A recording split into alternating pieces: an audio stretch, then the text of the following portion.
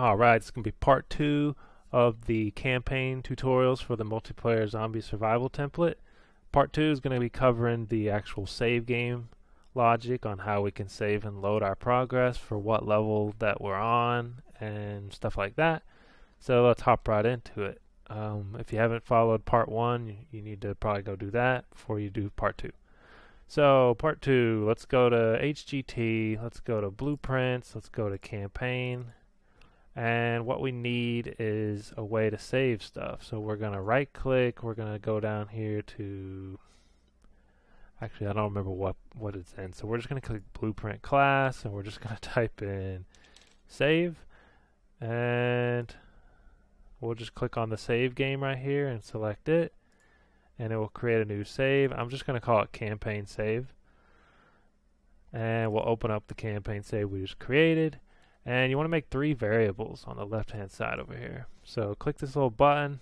First one, I call it all unlocked levels. It's of type name, and make sure you set it to an array. And this will just be a list of all of the levels that we've currently unlocked. By default, it's 0. There is no levels. The next variable we're going to click and create is going to be called current level. It's going to be a type name, and you don't have to set anything for its default value. And then the third value or third variable is going to be called level 1. This is the first level of your game. So you need to come down in here. It's of type name. Come to the default value and put the actual name of the level. So like if you see right here, this one's called Arena 01. So when we create this save here, put Arena 01 or whatever the name is of your level. If yours is called Space Level 1 or Jungle Level 1, put that in here. Alright, so this is what gets saved and loaded for later. So what we're going to do now is we got to actually set up some of the functions for this. And seeing as how it's a campaign and you might want to have several blueprints that will have to load and load that information and stuff, say like level selection menus and lobby menus and things like that.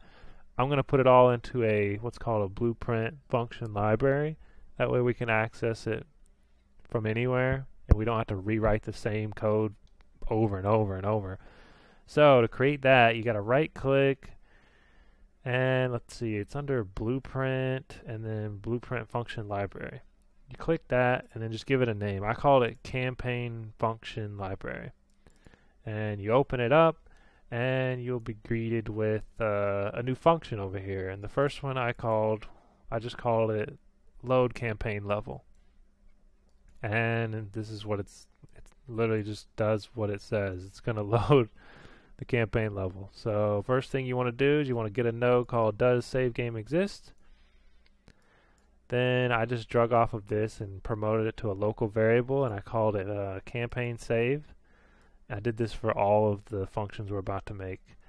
It's set to type string and the default value is campaign save. This is what it's gonna be called this in your save game folder inside your project. So like if you were to ever look for it, this is the name that it would give. So you want to make sure the default value is set to campaign save. So now that you have that variable, we'll just set up the nodes. Does save game exist? Branch, plug connected in. If true, load game from slot, cast to the campaign save, drag off and get the current level. And then for the return node, all you have to do is click this purple load campaign level, click on the plus sign down here for output, change it to type name, call it current level, and then connect it in down here at the end to the return node to the current level. Now if you go down here to false, if we don't have a game save, this is the first time we've ever played the game, we have no game save, then we want to create a game save, set it to the campaign save, and then we want to drag off of the pin and set the current level to the level 1 level. So we'll drag off, get level 1, and then set current level to level 1, and then move this over a little bit. Then you want to save game to slot, plug in this, connect this over to this node to this node using the blue pin. And then last but not least, we are going to say we haven't created the save campaign level yet, but we'll create this in a second and come back to it. So yours will connect directly into the return node just like that, with the current level coming out of the create save game object going into the return node. And let's go create this save campaign level real quick. So you come up here to function, click the little plus sign, and call it save campaign level.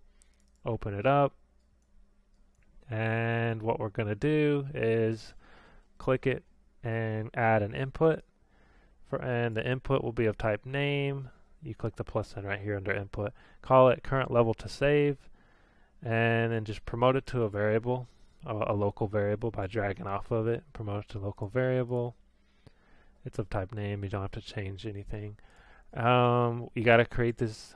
You got to do the does save game exist, drag off, promote this to a local variable, call it campaign save, just like last time.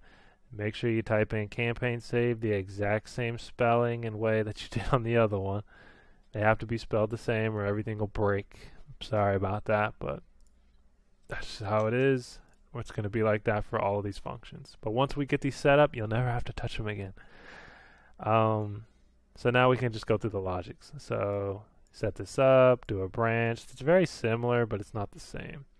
Off of the true, we're going to load game from slot, cast to campaign save, drag off of it and promote it to a local variable and call it campaign game save reference.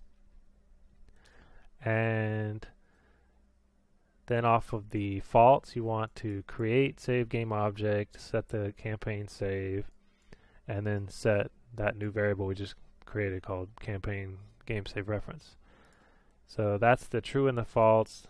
Set this up and save a reference. Then you just drag that reference into the graph like right here, and then you can drag off of it and do all of your logic. So what we're going to do for our first one is we're going to drag off of this, or we're going to type in set current level, and we want to set the current level to the new level to save, which is the little local variable we created. You drag it in right here and just type in get and connect it up just like that. So once you've done that, then you can go to the next thing, which is a branch node, and you need to drag out of the campaign save and get all unlocked levels, and then drag off of it and type in contains, and then check to see if the new level to save is inside that array. Doing that right here. And if it does, then we'll do some logic. If it don't, we'll do some logic. So if we don't contain if it doesn't contain it, we are going to drag off of the array right here, type in add, and then add this new level to save into the array. Now if it does contain it, that means that we've already unlocked this level. So let's say we just wanted to replay Arena 1. And it's like, well, we don't need to save that into our array because we've already unlocked level 1, or we already unlocked level 2. So all you have to do is literally just finish with the save game to slot. Now it has to be connected into this campaign game save reference. So you can see here, you can follow my nodes that take it around here to the save game to slot. But both the true and the false finish with this node here. So that completes the save game save campaign function. Once you have all this set up, then you can go back to the load campaign level function we created earlier, and at the end of the function down here at the bottom, you can add in this save campaign level, and you just use the current level as the level you want to save. So now that you have that completed, you can also, let's just go ahead and go back to, if you remember on part 1 of the tutorial, we had a, let's see, gameplay game mode. So that was HGT. Let's go to HGT, core blueprints, gameplay, and then gameplay GM. We open it up, and we had this win game event that we created, remember? So what we wanted to do was it was inside of the load next campaign level function that we created on the left hand side here. And we didn't have this in part 1. So in part 1 it's just connected up like this. This wasn't here. And now you can just right click and type in save campaign level, and you'll see under our new campaign function library you can just click save campaign level right here, and then you just connect it up. So right after you set the next level, you just connect it in like that, and voila, now it's going to save our campaign level. Once you win the actual level, it will save it, so that way it's in the list of levels that are unlocked. So let me compile, save that, and that pretty much does it for that part. There's still some more that we have to do, but I think for now that's, let's see, let's get back to HGT, blueprints, campaign. We're in our campaign function library. So we can add a couple more things. We have a couple more functions. We did the first two, loading and saving, which are important. We have 2 more that we could make, and they have to deal with the actual lobby level. So like when you're in the lobby, let's see, open it up here. Yeah, okay, so what you can see when we open up the lobby, we have our levels, chapter 1, chapter 2, chapter 3. Let's say you beat level 1 and you're at level 2. When you close the game, you come back and it'll automatically load level 2, which is where you're at. So that way you don't have to come in here and change the level every time back to where you were. That's what we're gonna cover in these next kind of functions inside of the campaign function library. But to do that, we're going to set up a new kind of system for storing the level information. And to do that, we're going to have to create some more information like data tables and things like that to hold all of our level information. So I'm going to stop this one now, and I'm going to get into that on the next video, and we'll go through creating some more of the content. So stay tuned for part 3.